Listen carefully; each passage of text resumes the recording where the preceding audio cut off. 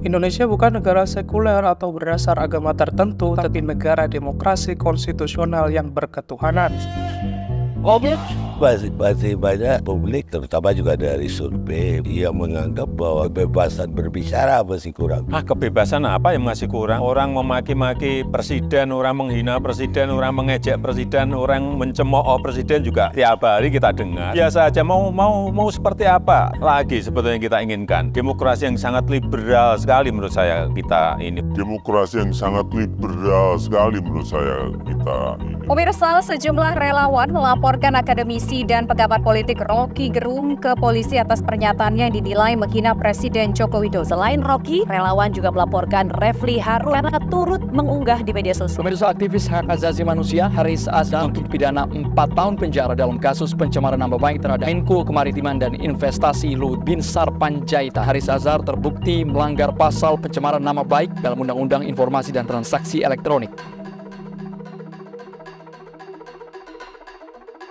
Sementara di Kabupaten Malang, gara-gara utagi utang di media sosial, seorang wanita justru terjerat Undang-Undang ITE dan terancam penjara 2,5 tahun penjara serta denda Rp750 juta.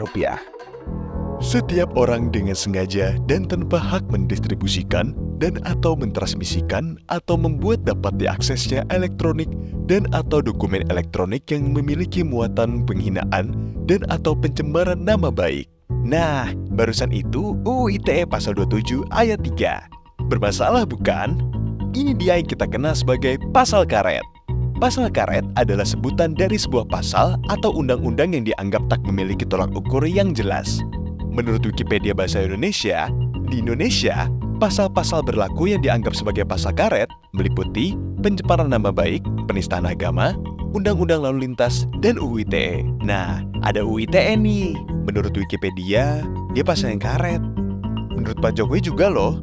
Hari Senin tanggal 15 Februari 2021, Jokowi memberikan arahan di rapat pimpinan TNI Polri. Hati-hati, pasal-pasal yang bisa menimbulkan multitafsir harus diterjemahkan secara hati-hati. Kalau Undang-Undang ITE tidak bisa memberikan rasa keadilan, ya, saya akan minta kepada DPR untuk bersama-sama merevisi undang-undang ini, Undang-Undang ITE ini.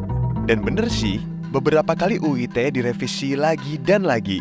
Tahun 2008, 2016, dan 2023. Tapi ya gitu, soal implementasinya di masyarakat, itu udah beda lagi. Tapi tadi kita sempat berbincang nih dengan Pak Effendi Simbolon ya. Undang-Undang ITE itu sudah sempurna, sudah komplit, begitu. Ada multitafsir lagi. Undang-Undang tentang informasi dan transaksi elektronik. Grup band Dewa 19 ini divonis 1,5 tahun atas pelanggaran Undang-Undang ITE. Undang-Undang ITE ini menjadi begitu terkenalnya karena selalu dirujuk oleh penegak hukum, khususnya kepolisian, untuk mentersangkakan mereka-mereka yang melakukan katakanlah hate speech, kemudian melakukan kritik. Akhirnya menjadi seolah-olah lah Undang-Undang ITE ini dalam rangka bidang atau ruang politik. Jadi mohon maaf Pak Presiden, saya kira ini lebih baik ditujukan kepada penegak hukum. Karena sesempurna apapun undang-undangnya, selama penegak hukumnya menafsirkan dengan gaya dan sudut pandangnya sendiri, ya nggak ada gunanya. Banyak pihak memandang revisi masih membuka peluang kriminalisasi.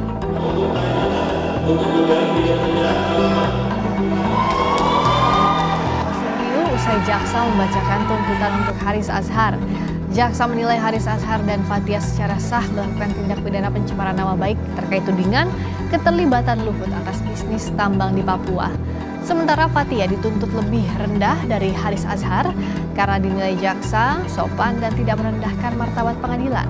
Karena dinilai jaksa sopan dan tidak merendahkan martabat pengadilan.